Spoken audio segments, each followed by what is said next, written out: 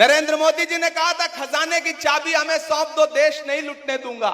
आजकल मैं जहां भी जाता हूं उनसे सवाल पूछता हूं कि प्रधानमंत्री जी आपको आपका जुमला याद है? भाइयों बहनों, देश के खजाने की चाबी मुझे सौंप दो, मैं देश नहीं लुटने दूंगा। याद है ना? चौकीदारी मुझे दे दो। आजकल मैं उसी चौकीदार से पूछता हूं पूरे देश में जाकर के कि कहां सोया है चौकीदार, कहां सोया है चौकीदार, कहां सोया है चौकीदार। अब बिहार में बन जाएगी तेजस्वी सरकार, कहां सोया है चौकीदार, कहां सोया है चौकीदार। के चाय बेचने वाला पूरा भारत बेच रहा है। चाय का नाम लेते ही आपको स्वाद आ जाता है, कितने समझदार लोग हैं आप।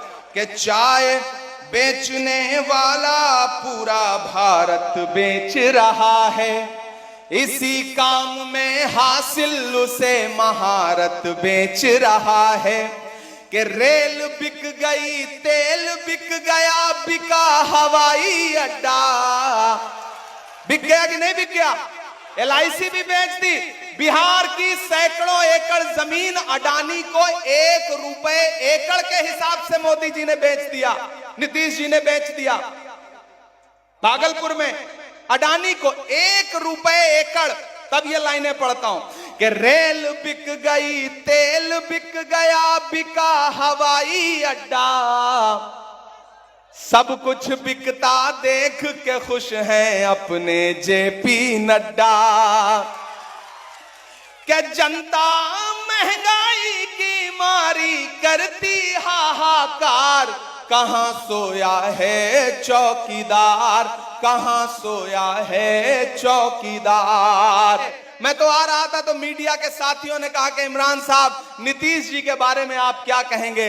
मैंने कहा जब से मैं बिहार आया हूं भोजपुरी का एक गाना बहुत बज रहा है कि छन छन बदले तोहरे मिजाज रजऊ, दगाबाज रजऊ, धोखेबाज रजऊ।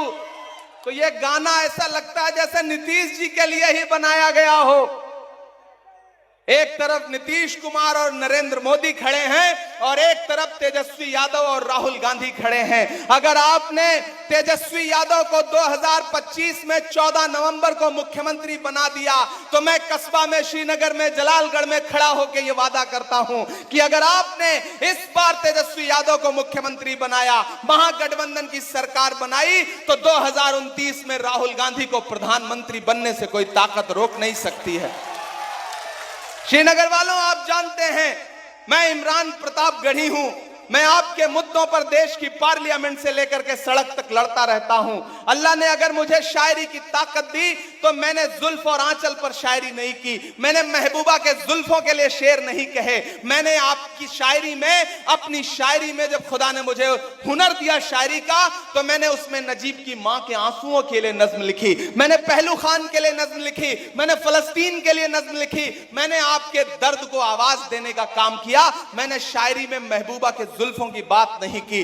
जब वक्फ के खिलाफ बिल लाया गया देश की पार्लियामेंट में, नरेंद्र मोदी जी की सरकार वक्फ के खिलाफ बिल लेकर के आई, तो सबसे बड़ी आवाज के तौर पर मैंने वहां हाकिम की आंख से आंख मिला करके कहा था कि हम ही को कातिल कहेगी दुनिया, हमारा ही कत्लेआम होगा। हम ही कुएं खोदते फिरेंगे, हम ही पे पानी हराम होगा। आप इस बरसती हुई बूंदों के बीच में भी यहां खड़े हैं, आप इस बारिश में भी यहां खड़े हैं। मैं इस बारिश में आपकी मौजूदगी को सलाम करता हूं और आपसे यह कहना चाहता हूं कि यह चुनाव कहीं इधर उधर भटकने का चुनाव नहीं है। यह चुनाव किसी के झांसे में आने का चुनाव नहीं है। यह चुनाव किसी गफलत में आने का चुनाव नहीं है।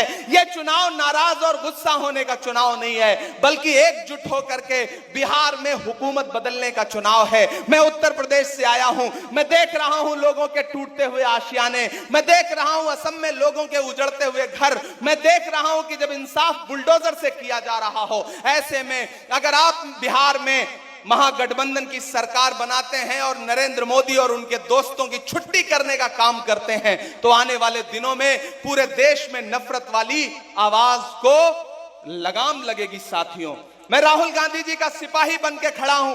मैं चला हूं उनके साथ कन्याकुमारी से कश्मीर तक। जब मुझसे मीडिया के साथी कहते हैं कि इमरान साहब आप तो शायर हैं, सांसद बाद में हैं, राहुल गांधी जी के साथ कन्याकुमारी से कश्मीर तक पैदल चल रहे हैं नफरत के खिलाफ, क्या बोलेंगे?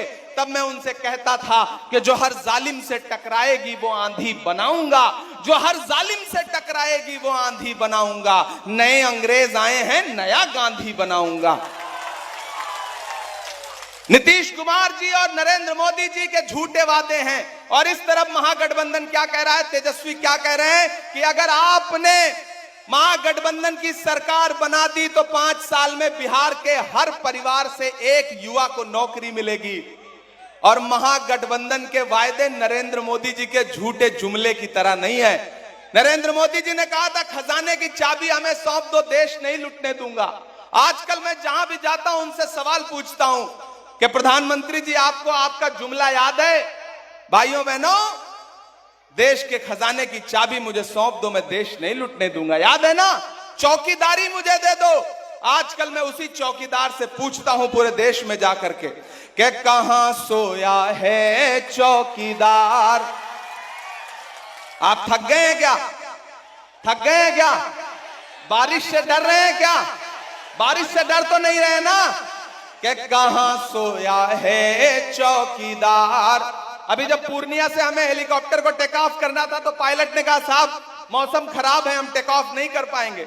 हमने कहा मैंने श्रीनगर वालों से, कस्बा वालों से वादा किया है, आप हेलीकॉप्टर नहीं टेक ऑफ करोगे और मुझे पैदल जाना पड़ेगा तो मैं पैदल जाऊंगा, लेकिन वहां की आवाम से मिलने जरूर जाऊंगा। फिर हम कोढ़ा पहुंचे, वहां हमारी बहन पूनम पासवान थी। हमने पूनम जी से कहा कि आप हमारे साथ चलिए। पूरा महागठबंधन एकजुट होकर के लड़ रहा है यहां पर, एकजुट होकर के। आप पूनम जी को वोट देंगे, आप इरफान को वोट देंगे तो सिर्फ इरफान को नहीं मिलेगा, तेजस्वी यादव जी को भी मिलेगा। आप इरफान को वोट दोगे तो मुकेश साहनी जी को मिलेगा। आप पूनम जी को वोट दोगे तो आईपी गुप्ता जी को मिलेगा।